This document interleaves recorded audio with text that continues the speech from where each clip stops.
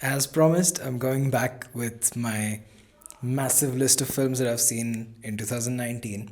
This is the video for January 2019. So, to start off the year, I watched Your Name. Your Name, there's a poster over there, it's just out of frame. It's an incredible Japanese animation film.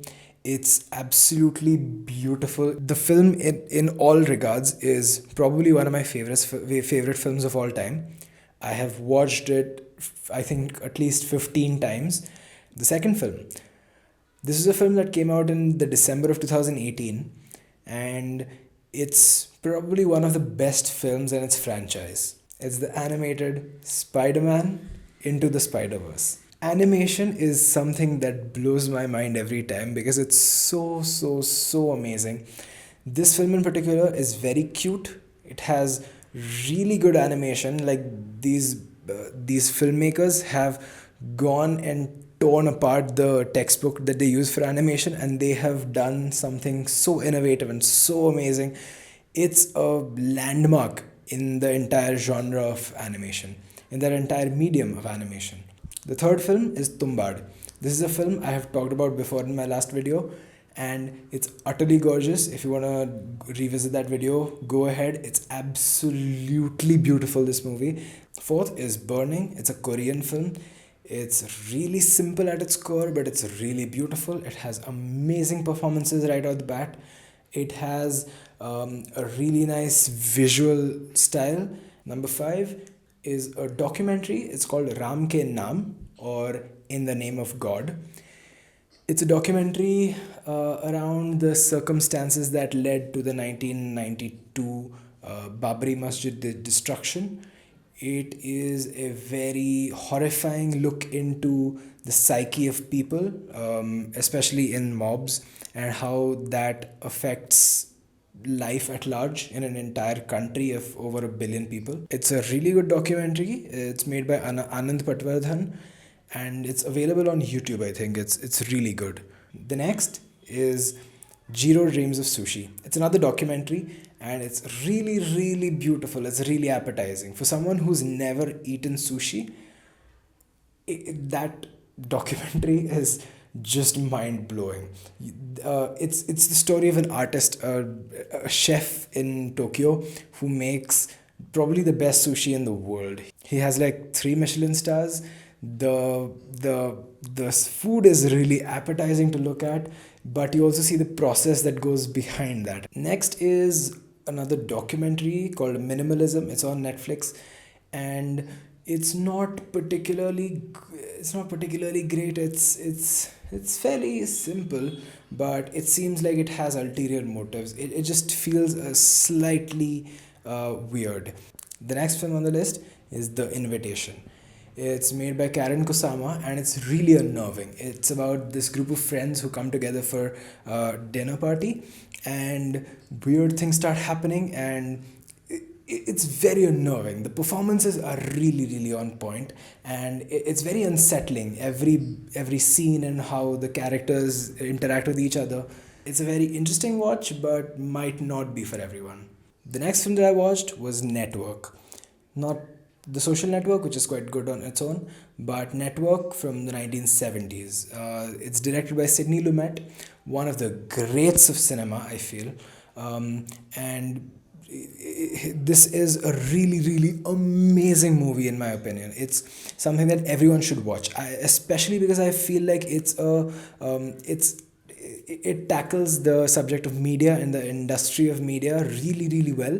And if you've seen Black Mirror, if you're a fan of that episode from season 1, 15 Million Merits, I think you will really enjoy this movie. The performances are all around amazing. The story is it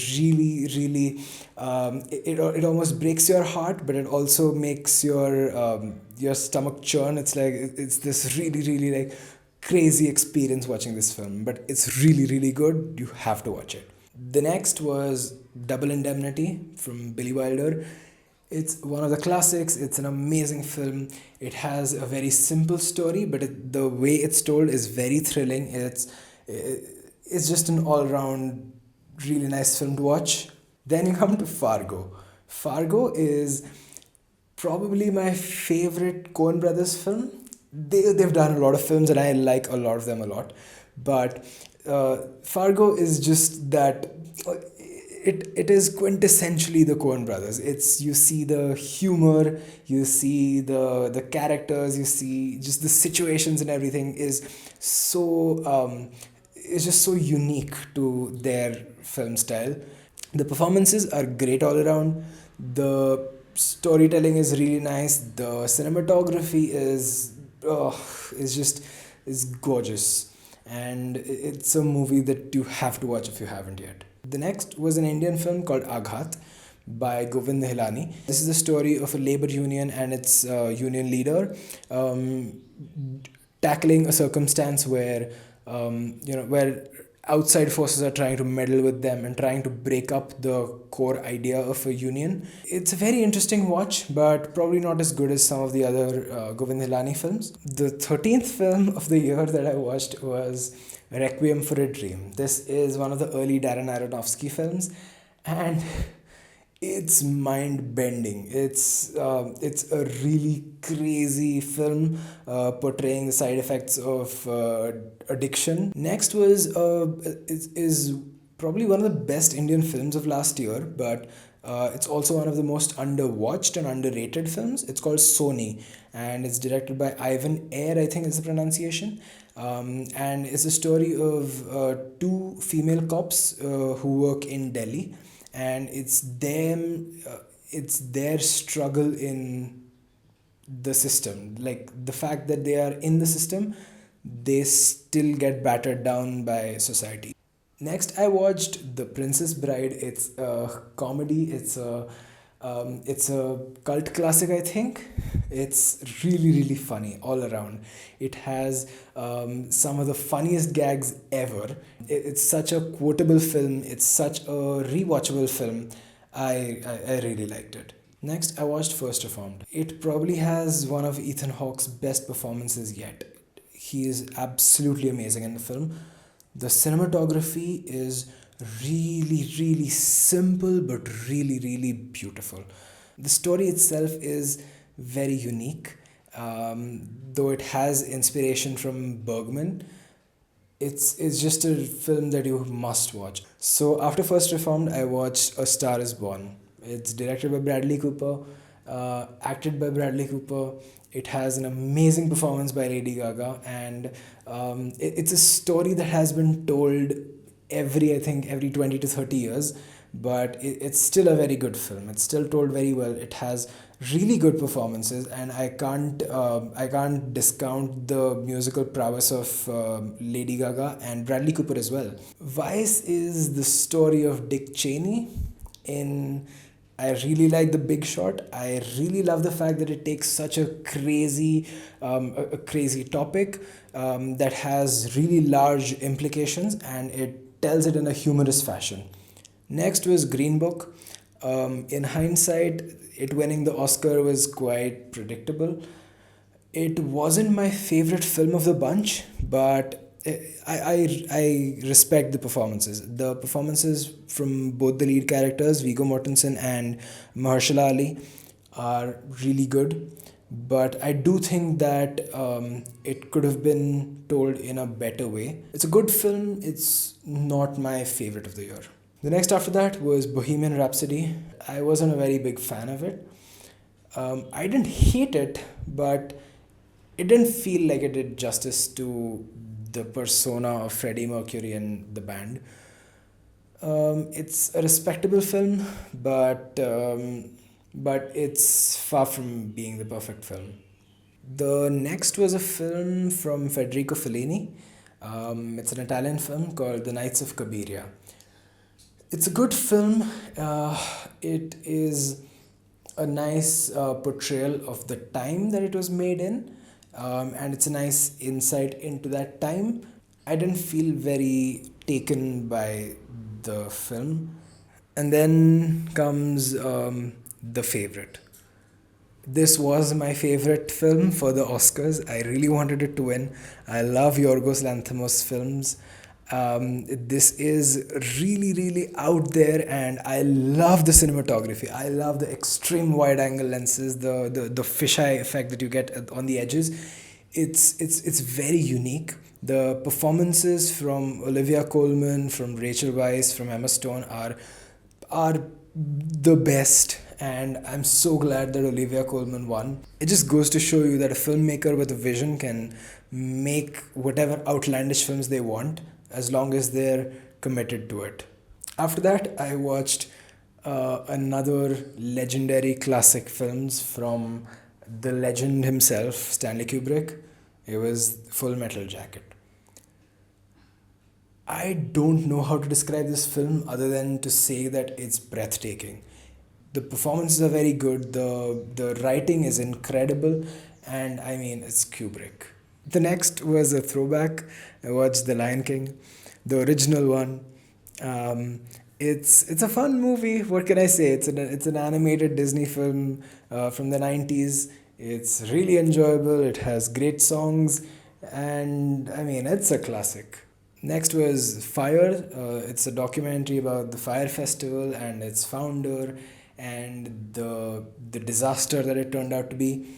The documentary itself is okay, but it was very thought provoking in that it made me think of the media and social media and its impact and this entire influencer culture on platforms like Instagram and even YouTube. Next was Cold War. It's a Polish film.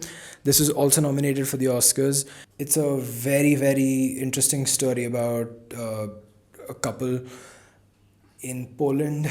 The cinematography of this film is really beautiful, and the use of black and white is just beautiful. I'm a huge fan of black and white, by the way. Just saying, if you see, there's one here, there's one here, there's another one here if it's in frame. And also Mad Max Fury Road, I really love the black and white, the black and chrome edition. I'm a huge sucker for black and white, and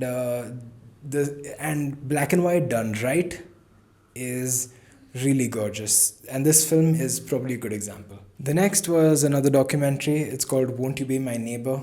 It was one of the favorites for the Oscar. It's a very heartfelt story. The thing is, I've never watched Fred Rogers when I grew up. I had no idea before watching this documentary who he was, what the show was, what everything was. But the documentary does a really good job at explaining all of that, and it's just a nice story about a nice guy. Hotel Rwanda is set in one of the world's biggest civil wars, one of the biggest genocides that has ever happened on the face of the earth. And it's really horrifying. I've read about the genocide a lot, but this film portrays that story really, really grimly with great performances and a really good story. It's a movie that needs to be watched, especially in this current day and age. I watched the Brazilian film City of God. I have a poster right there out of frame. City of God is a crazy film. There's especially that montage of the gunshots, which is so horrifying because you see this child grow up just living by the gun. And it's a really, really heartbreaking story in a lot of ways. It's a very difficult movie to watch, but again, one that really deserves to be watched. And to round out the month, I watched Iron Giant by Brad Bird.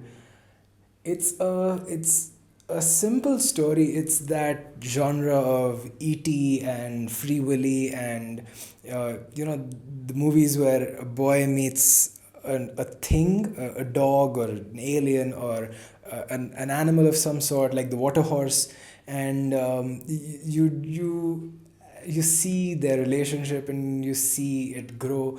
And this movie does it in a really, really interesting way. It is a classic.